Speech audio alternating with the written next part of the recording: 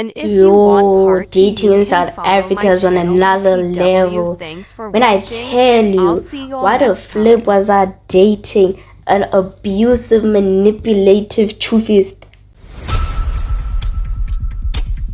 So basically, I just got out of a relationship with a colored. I felt like close to this colored. I wanted to experiment. I wanted to, you see, like to feel what it's like to be with a colored, since I was used to dating guys in my culture, which is Sotho and Tswana. So I broke up with the colored. I realized that I attract Xhosa guys because lately there've been a lot of Xhosa gents in my life. But yeah, there's one guy in my class. He finds out that I'm not in a relationship with this colored anymore. So now I see him that he's starting to make a move, and I'm not trying to make it obvious, but I kind of liked him too. I didn't like him at first. Like, I did not like him. So basically, I changed schools. I'm a transfer student and things like that. So beginning of term 2, some of these girls in my class, they were like, hey, so there are like already 9 niggas in our class who have a crush on you. And I'm like, oh, that's cool, because I don't know what I'm supposed to say to that. Am I supposed to date all 9? Who Jonas? I don't know. But yeah, so this guy had a crush on me in the beginning of the year, but he was denying it. And I knew that it was obvious, but I missed it. Not that I wanted him anyway. Until now.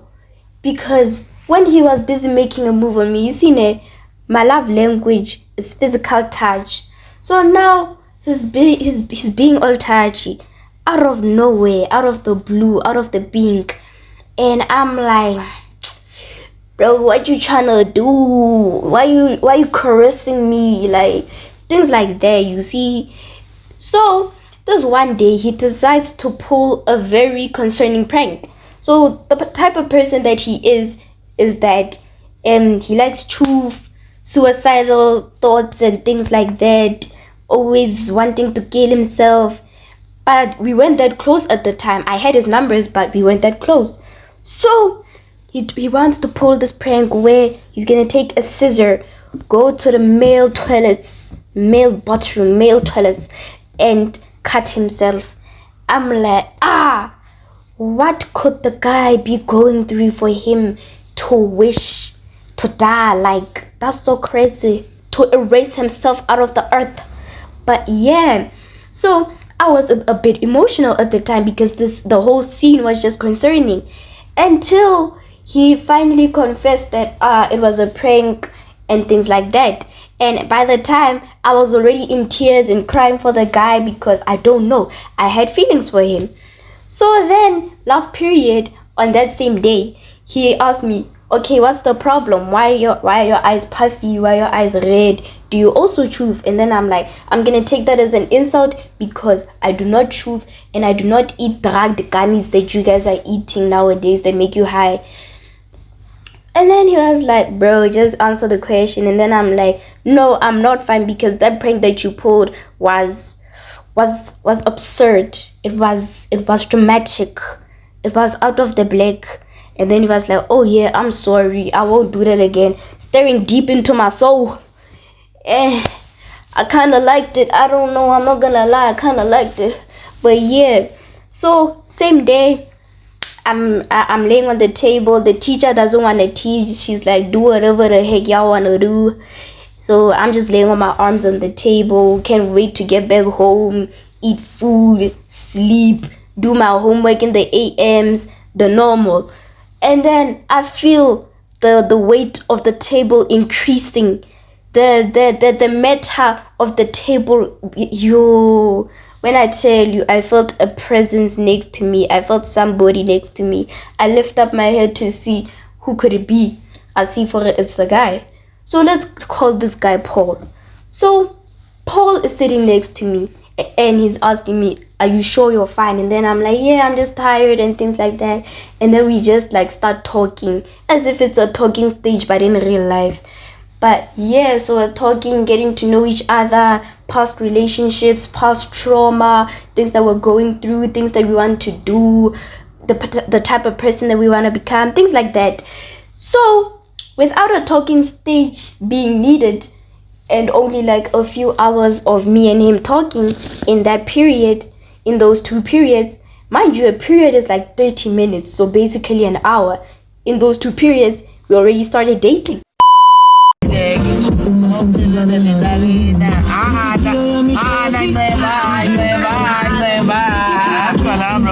Until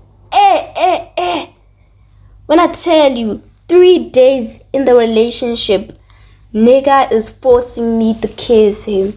So basically, I've never had my first kiss, and I'm kind of shy, so I don't want to like ruin the special moment for me.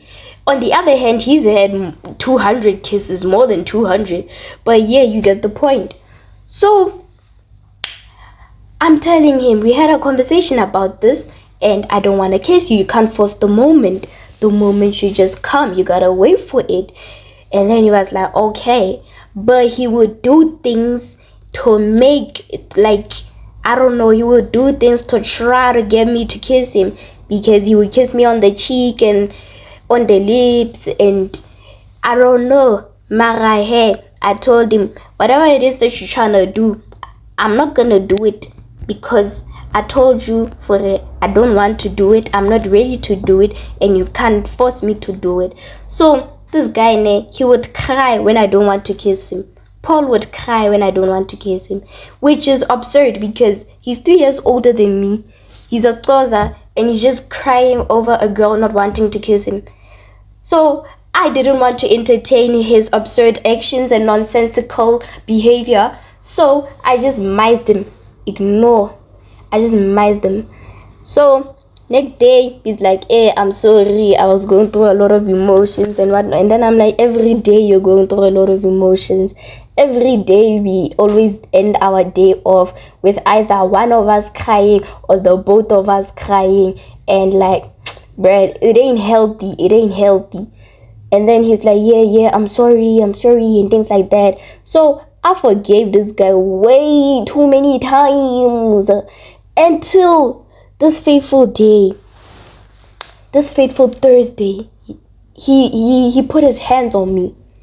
Not caress, not romantically, not sexually, but physically abusive. And I was in awe. I was in shock. I was like, Consta Vivi, wait a minute, calm down. So let me tell you, I'm chilling with him and his friends. My friends already left. So when we're done writing, we leave. And by those times, it's around 10 a.m. So I leave around 12 a.m. because I feel like it's too early for me to go home. I have a lot of time to spend with my man. So during those times, I was spending time with my man, but he was with his friends. I know, right? Crazy. So I was just on my phone. On that day, it's a cold day. One of my arms are in my jacket, and then the sleeve is just wobble. Yeah. Until a very, very, very, very beautiful. I didn't see it, but I'm just emphasizing how beautiful it was. A very beautiful car passes by, and all of the boys were screaming. They were going crazy. They were acting like barbarians. And I was in awe. I was like, okay, the car can't be that fine for you guys to scream like zoo animals. And then my man proceeds to say, oh, that car is my second wife. I'm like, okay, bombastic Sarah. Until one of his homeboys look at me and he's like, hey, you see he's cheating on you with the car. And then I'm like, oh, it's fine, I'm also cheating on him. But it was as a joke though. It wasn't a real thing. So then I proceeded to show them a photo of my little broski, my little baby cousin. And then I told them as well that I'm not the type of person to cheat.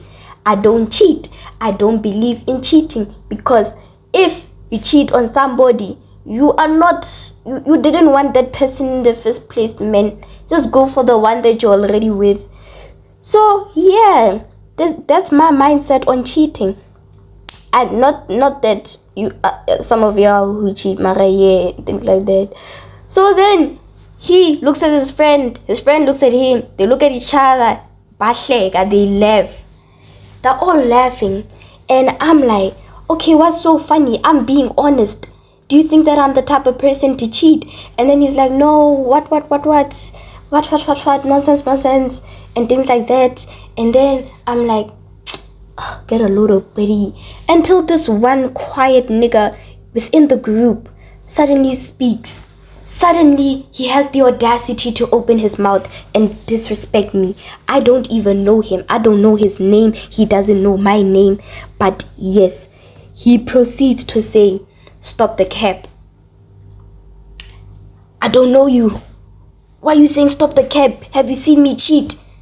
Like, I just got there like 3 months ago, beginning of term 2. I just transferred. You don't know me.